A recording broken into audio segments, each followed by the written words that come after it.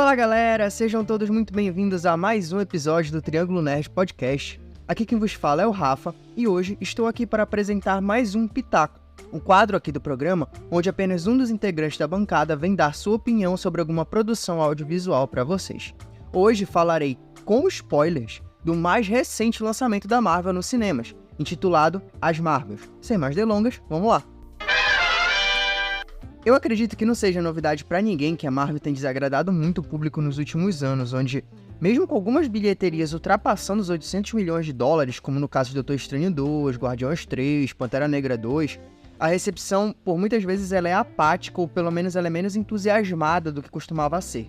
Foi nesse cenário que As Marvels estreou no dia 9 de novembro deste ano de 2023 nos cinemas. O longa ele é dirigido por Nia Da Costa, com roteiro da própria Nia Da Costa, junto com Megan McDonnell e Alicia Karasik.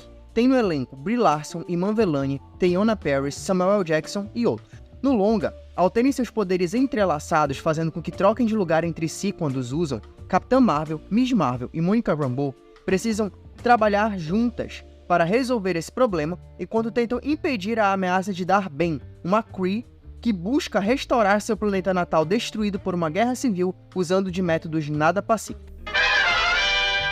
Esse longa, desde cedo, ele ficou sendo ventilado na internet como um grande flop, e eu confesso pra vocês que eu até torcia durante um bom tempo para que ele fosse bom, como uma forma, sabe, de calar os haters do não vi e não gostei.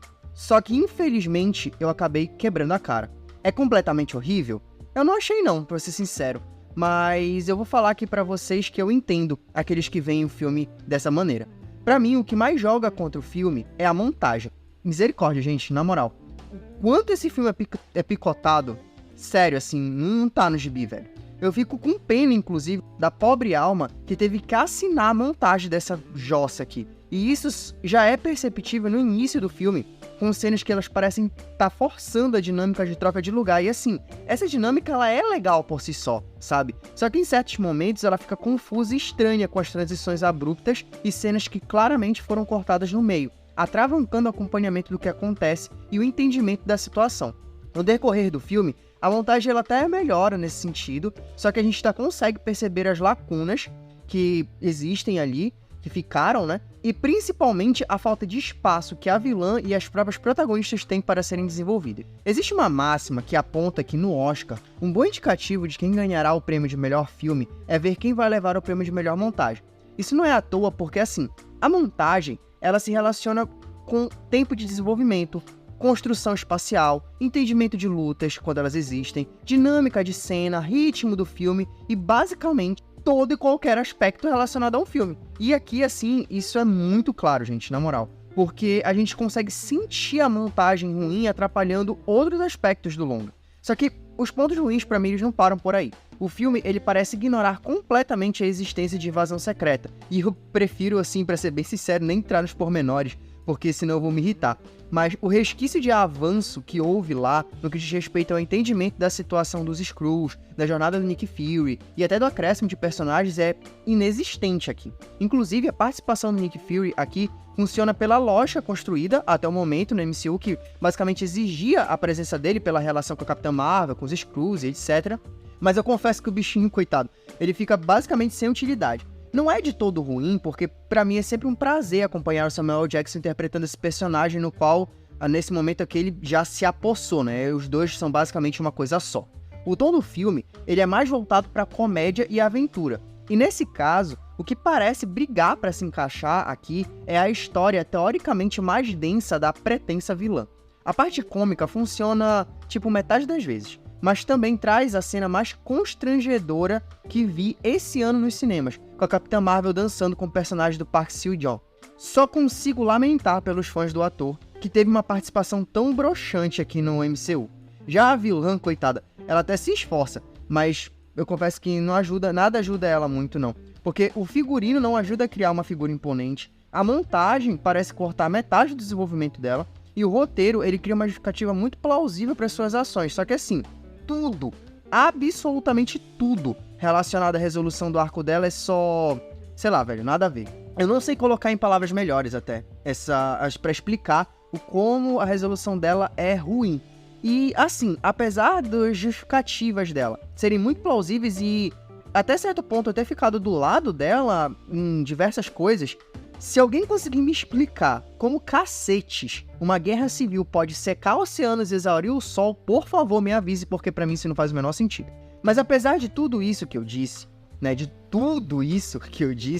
a dinâmica de troca de corpos, a parte da comédia que funciona, né? E especialmente a dinâmica das protagonistas conseguem criar algum senso de aventura e diversão que acaba conseguindo nos carregar pelas 1h e 45 minutos de filme de uma forma que eu confesso que não me cansou, entendeu? E no fim das contas eu acabei achando uma experiência divertida, de verdade, genuinamente divertida, ainda que nem de longe eu consiga considerar exatamente uma boa experiência, entendeu?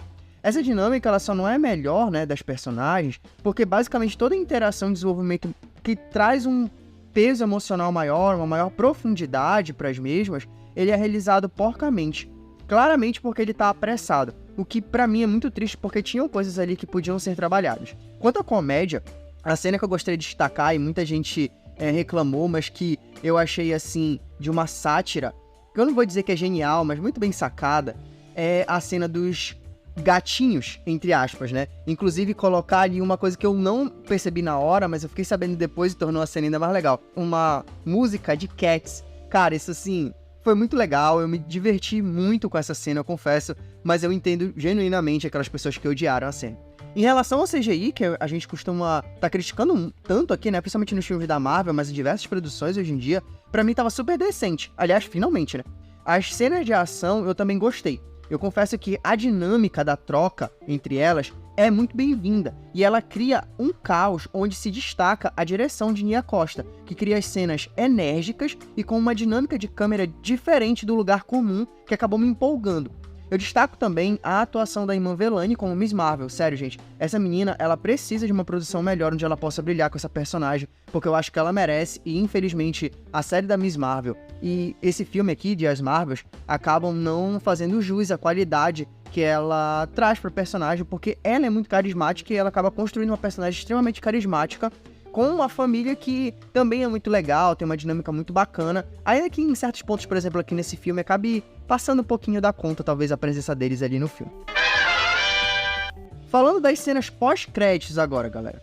A Marvel, pra mim, ela se encontra numa sinuca de bico no que diz respeito a essa questão das cenas pós-créditos, principalmente das duas que a gente viu aqui, né? Eu digo duas porque essa primeira cena que eu vou comentar, ela claramente era pra ser uma cena pós-créditos e foi trazida pro final do filme, mas beleza. Falando dela em si, ela traz o início da já há muito tempo desenhada formação dos Jovens Vingadores. No entanto, não vejo ninguém se importando com essa equipe nos cinemas, tendo em vista que quase toda ela será formada por personagens que foram apresentados nas séries de TV, as quais o público em geral não parece estar ligando ou nem gostando também, tanto assim. Então eu torço pra estar errado e principalmente para que façam algo decente, né, com esse grupo, porque tem bons personagens e tem bons atores e atrizes ali. Mas, sinceramente, eu não tô muito otimista, não. Já a cena que é realmente pós-créditos, né, é a da Monica Rambeau indo pra uma dimensão onde encontramos o Fera e a personagem binária que fazem parte dos X-Men.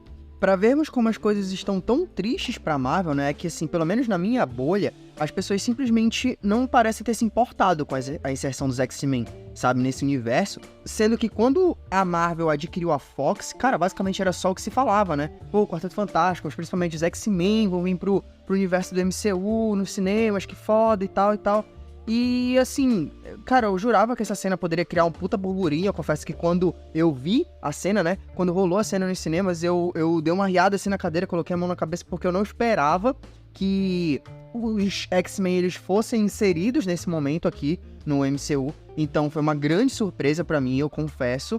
Só que assim, pouca gente falou sobre, tá? Pelo menos, como eu falei, na minha bolha. E quem falou ainda reclamou de alguns aspectos relacionados ao acréscimo, ou a forma como esse acréscimo desses personagens parece estar sendo feito. Onde, por exemplo, muita gente esperava que fossem novos personagens, mas na verdade parece que vão trazer os personagens da Fox de volta e tal. Assim como, por exemplo, a inserção que a gente vai ter ali do Deadpool, né? Teoricamente, Deadpool ele vai estar fazendo parte. Ano que vem vai sair o terceiro filme. E ele tá fazendo parte do MCU e vai ter o Wolverine do Hugh Jackman. Assim, tô feliz por ver o Wolverine do Hugh Jackman voltar. Tô feliz, mas provavelmente não era o que muita gente estava esperando. E eu realmente confesso que talvez fosse melhor ter uma renovação, né? Nesse sentido. Mas, cara, enfim. Não vou ser justamente os haters que eu critiquei do não vi e não gostei. Bora aguardar pra ver, mas foi o que eu ouvi, sabe? Algumas pessoas, inclusive, acho que estavam esperando por essa inserção, reclamando talvez da forma como ela está sendo feita. Ou seja, nem quando o MCU tá entregando algo que o público teoricamente quer, o público tá ligando mais, sabe? Mas enfim, no fim das contas, eu vou dar uma nota 5,5 pras Marvels, e mesmo assim eu tenho certeza que muita gente vai achar que eu tô sendo muito bonzinho com o filme.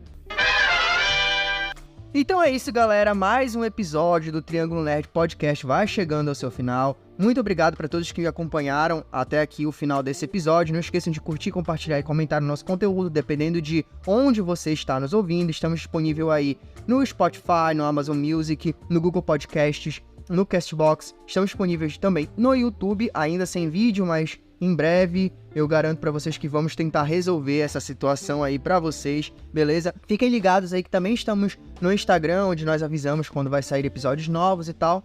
Enfim, aquele abraço e até a próxima! Isso é tudo, pessoal.